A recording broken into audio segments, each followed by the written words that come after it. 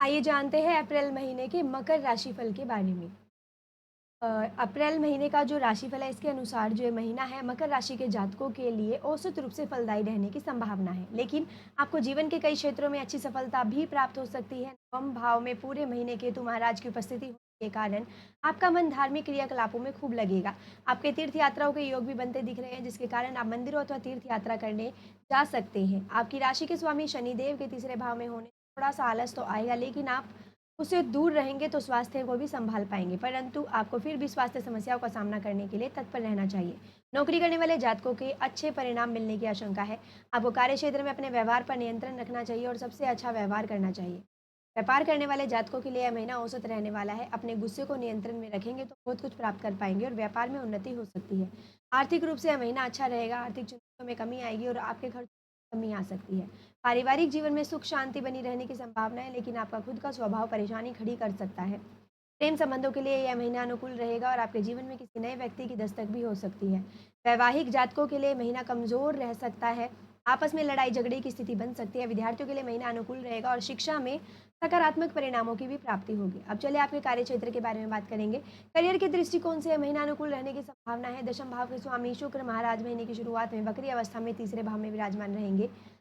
यह उनकी उच्च राशि है और 13 तारीख से वक्री मार्गी अवस्था में आ जाएँगे, तब आपको अपने कार्यस्थल पर अपने सहकर्मियों का पूरा सहयोग प्राप्त होगा।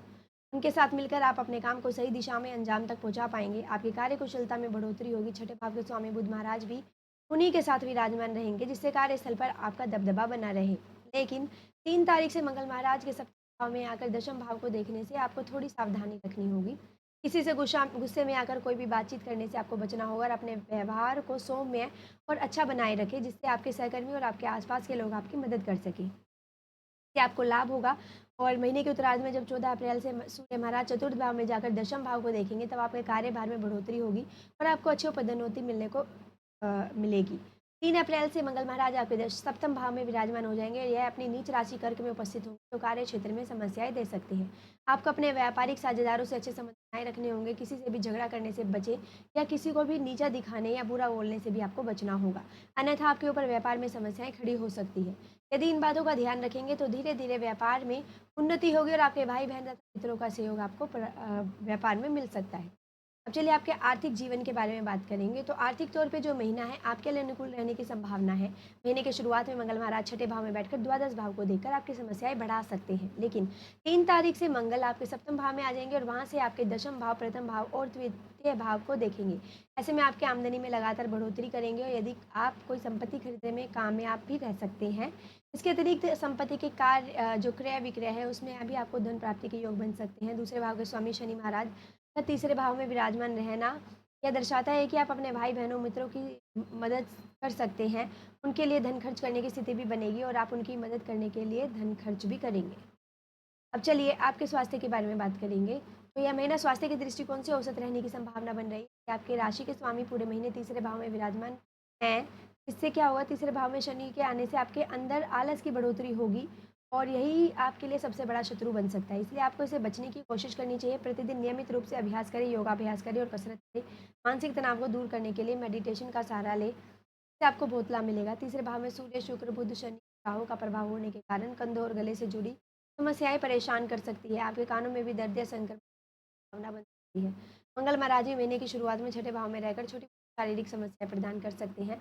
हालांकि 3 अप्रैल से वे अपने सप्तम भाव में चले जाएंगे, लेकिन वे आपकी राशि के लिए एकादश भाव के स्वामी भी हैं। ऐसे में आपकी स्वास्थ्य समस्याओं को बढ़ने से रोकने पर आपको ध्यान देना चाहिए, ताकि आपका स्वास्थ्य अनुकूल बना रहे। इस महीने विशेष रूप से आपके कान, कंधे, गले से संबंधित समस्याएं आपको परेशान कर सकती है। केंद्रित करने की आवश्यकता, आपको थोड़ा ध्यान केंद्रित करने की आवश्यकता थोड़ा ज़्यादा महसूस होगी और आपको चिकित्सक से भी बराबर संपर्क में रहना चाहिए।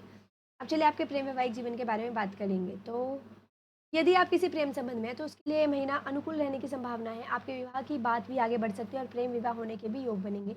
आप जिससे प्रेम करते हैं, उससे आपका रिश्ता मजबूत बनेगा, आपका भरोसा बढ़ेगा, एक-दूसरे को पर्याप्त समय देंगे। यदि अभी तक अगर आप अकेले हैं, तो आपके जीवन में एक-दूसरे को पर्याप्त समय देने की आपके जीवन में किसी नए व्यक्ति आने की दस्तक हो सकती है और आपका कोई खास पड़ोसी या मित्र अथवा रिश्तेदारी आपके निकट आ सकता है और आप उससे निकटता का अनुभव करते हुए उनके ये दिल में प्यार पनपता हुआ महसूस कर सकते हैं। आपके रिश्ते के लिए आपके भाई-बहन, आपके नाते रिश्तेदार और आपके मित्र मददगार साबित होंगे, जिनके आपके प्रेम जीवन की नैया को पार लगाने में उनका योगदान आपके लिए अहम रहेगा।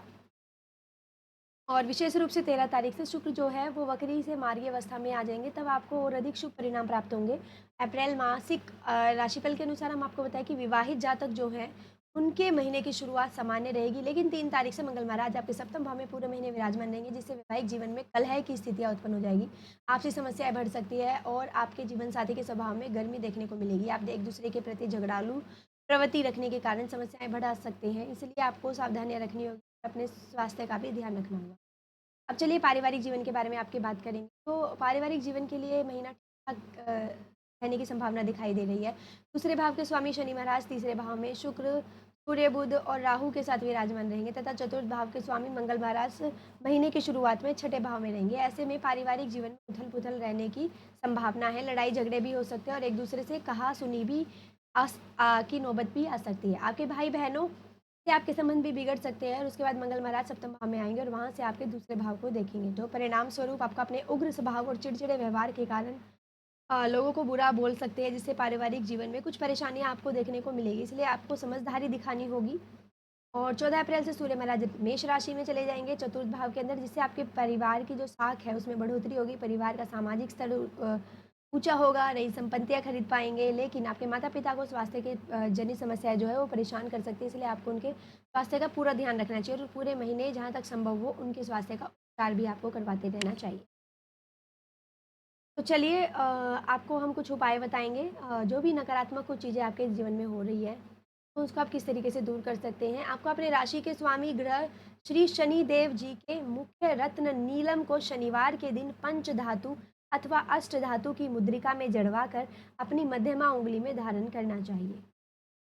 बुधवार के दिन श्री गणेश जी महाराज को दुर्वाकुर अर्पित करनी चाहिए और शुक्रवार के दिन स्फटिक की माला से माता श्री महालक्ष्मी जी के मंत्र का जाप करना चाहिए। ये आपके लिए काफ़ी फायदेमंद रहेगा और आपको शनिवार के दिन दिव्यांग जनों की मदद करनी चाहिए अथवा उन्हें भोजन कराना चाहिए।